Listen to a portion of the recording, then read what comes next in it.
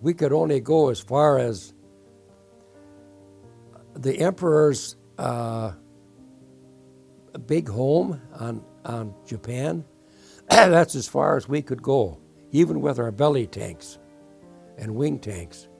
So that was about 750 miles. And then, of course, 750 miles back. But that was from there, then they were up by themselves.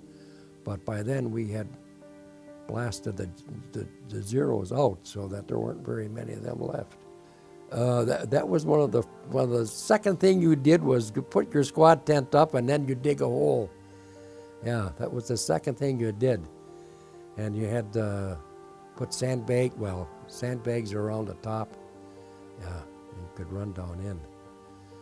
And then we, even after they stopped bombing or tried to bomb us, they had what we called Noontime Charlie. He was a reconnaissance Japanese plane. He would fly way up in the air. And we think he was taking pictures, we don't know. But they called him the Noontime Charlie. He would always come over at noon, and we didn't even bother with him. We never sent the plane up to him, because he couldn't do anything anyway. But he would fly over almost every day. That was kind of funny, we thought. Here comes noon, must be time to eat. Noontime Charlie's coming. The siren would go off, and then wherever you were, you went in that hole. It's hard for me to say no, but it isn't necessarily that you were terrifically scared, but you knew that if you didn't get in that hole, you might not live another day. Yeah, what can you do?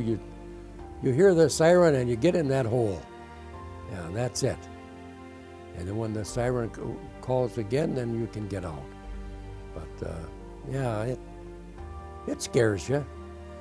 The Japanese had a lot of trucks and stuff on when they were building all the stuff to prepare that island for a fight. Those things were just blasted to pieces. There were no trees, there were no bushes, there was nothing. There was no green at all. You sent your boys with the flamethrowers and put that down there. And there's no oxygen, you can't breathe, period. So they die right down there.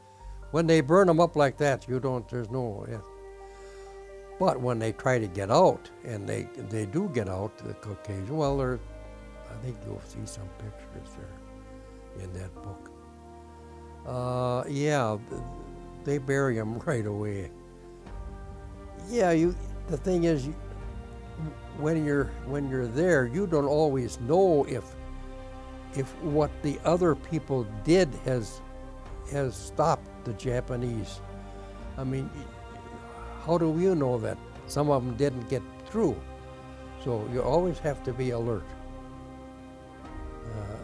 Even when they called the island secure and they took the Marines off and they put I think it was the 47th Infantry, put them in there, and they took over and they guarded everything.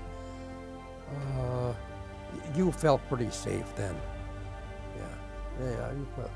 And of course, if you're doing your job and stuff, you don't think about it. We knew how many planes were going out, and we counted them going out, and then we always sat by the strips and to wait when they're coming back. And then you had counted them when they came back. And sometimes there were some of them that didn't get back. And that made you always felt kind of bad about that. Because some guy up there, you don't know what happened to him. Where is he? Is he ditched, or was he blown up, or what? You don't know. He's not coming back. Yeah. And of course you get some ships that come back that are tore up pretty bad. And if we could save them and put them back on the line again to fly, that was fine. If you couldn't, then we just use them and strip parts from them for other ships. We saw, Yeah, we saw some of that, but not the worst ones were when the 17s came limping in, and you couldn't get their landing gear down, or you could see that they were shot up pretty bad, half a tail left, and our runway was, they could get them in on the 17s, and if they were, if we get them repaired, you could get them out, but you couldn't get the 29s in or out. The 29s could come in, but they couldn't get back out. There wasn't enough room, not enough airstrip for them. Yeah, and guys, young fellas that you knew, you know. Yeah, you felt bad. You felt bad. Well, sometimes they would get shot down or limp along, and then they would see a ship, and then they would, one of our ships, then they would just ditch it and get back. Then they would bring we find out, of course, then right away that the pilot was all right. The ship, you can make new ones, but you can't make another guy. Yeah, that's got to be, you know, scary. When you got a prop job and it doesn't work anymore, and those things don't glide very good. So you have to get down as low as you can and just let her plop. But I don't know how you can't train on that. You just have to be told and then remember to do it. Mostly 51s, 47s, and we had some A-25s and A-24 attack bombers they were. Yeah, we had some of those. If they couldn't make it back to where it came from, then they would land in there, and they would have guys that could repair them to get them out. After things got settled, we were given, I think it was either 2 or 3 bottles of beer a month. And the officers were given, I think, a quart of booze. I'm not positive about that. So then the guys who didn't drink, well, and of course sometimes you could get Coca-Cola. So guys who wanted the beer would trade the beer or their Coke for a beer, and the guys who trade them back and forth. We had one Rodriguez who said, if you get me wood tubs that won't leak, he said, I will make Raisin Jack and cherry wine. And he did. We got him the tubs, the wood tubs, and I don't know how he did it, but and then he buried them. And it was maybe a week or so later, the old man came by and he said, when that stuff is ready, you better make sure that you invite me, or you're all going to be in deep trouble. So he knew that the Raisin Jack, you could smell it. We had a lot of people that come over when we tapped those babies. And you got your mail.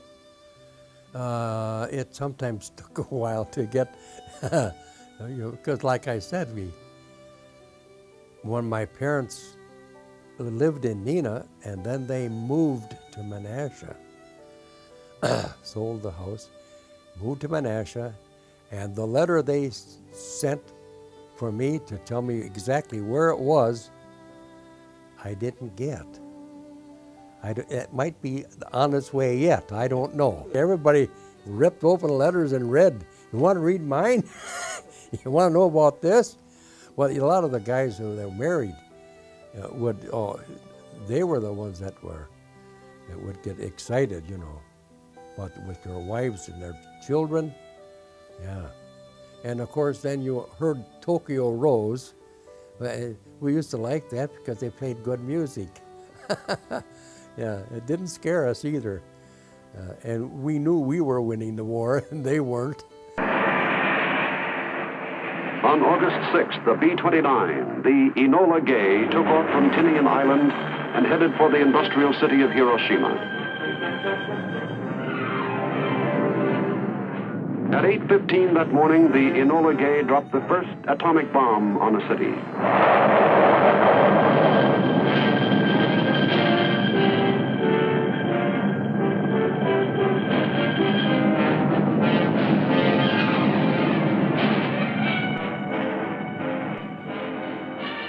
we didn't know a thing until, I think it was a couple of days later when we found out that we had, we had escorted them with our 51s, and that they dropped the bomb, and that then they said that we said, well, is that going to end it all? Well, then they dropped another one. So then we knew. When they dropped that second one, we knew that it was going to be over with, and it was. We sure as heck didn't want to go in and invade. Just think of the men you would have lost trying to invade Japan. Yeah, we were all really happy, and then the old man, our commander, said that now the guys with the most points are going to go home first, and we are going to have to help by doing extra jobs here and there.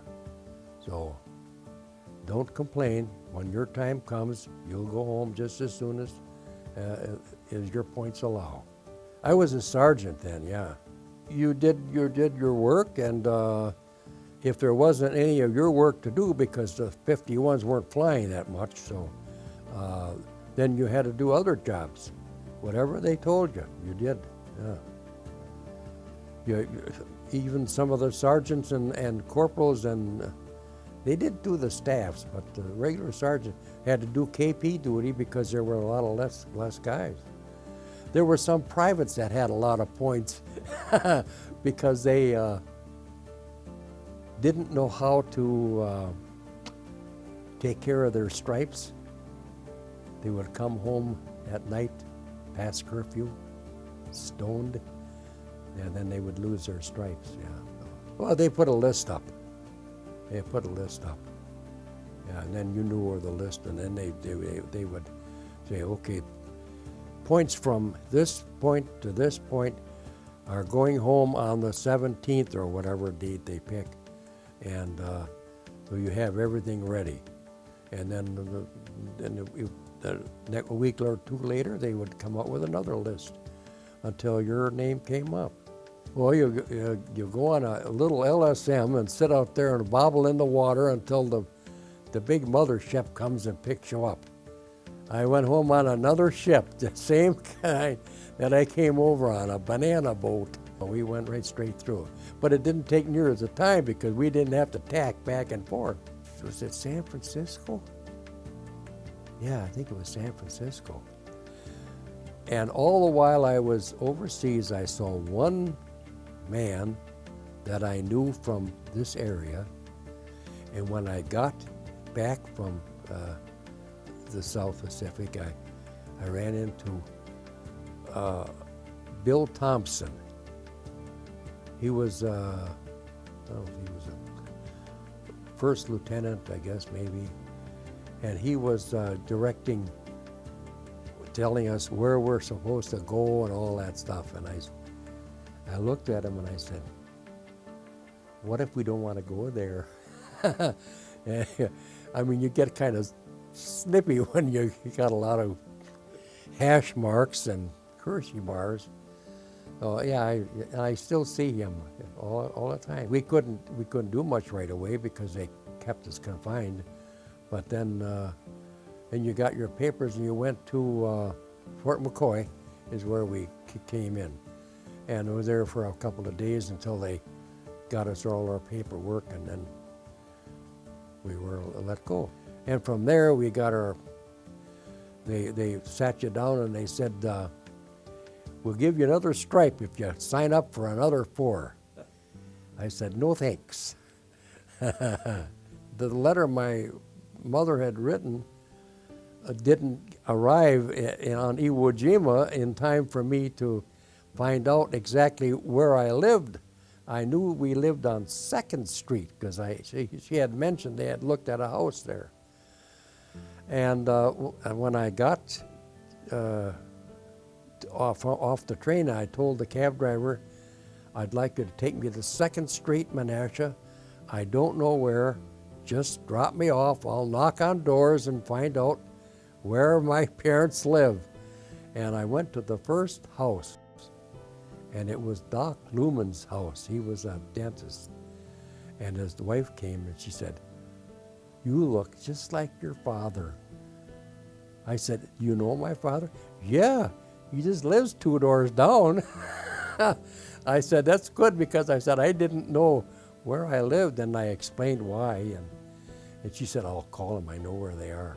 They're visiting some other people." So she called, and they came home right away. You cry and you scream and holler and you hug, and you, even though she was a little lady, she could squeeze real hard. And I'll never forget it. The first morning, my mother said, "What would you like to eat?" I said, "I'd like a dozen soft-boiled eggs and a half a loaf of toast." She said, "A what?" I said, "I'd like a dozen soft-boiled eggs and a half a loaf of bread toasted." "That wouldn't be good for you." I said, "You don't know that." But I think she gave me 6. She said, 6 soft-boiled eggs and a number of pieces of toast. Yeah. Well, I don't think I really thought much about it, because there were a lot of guys just like me. So I really didn't think it was anything special about it. Sometimes I think about it. We lived in a lot of years in the squad tents, and when I got back, we got married, and then one of my buddies said, "We're going on a fishing trip to Canada. We want you to come along." And the wife said, "Well, why don't you go?" So I spent another probably 30 years, but now only about 10, 12 days at a time, in a tent. Yeah, in a big tent. Well, the only time I ever think about it is well, like I read that book, Flyboys, and things in that book they're all true. And they're just terrible things that happen to people. And how people could do some of those things is beyond me. But that happened on Eagle too. So I know those things happen, and you don't want to think about things, because it doesn't. What good does it do?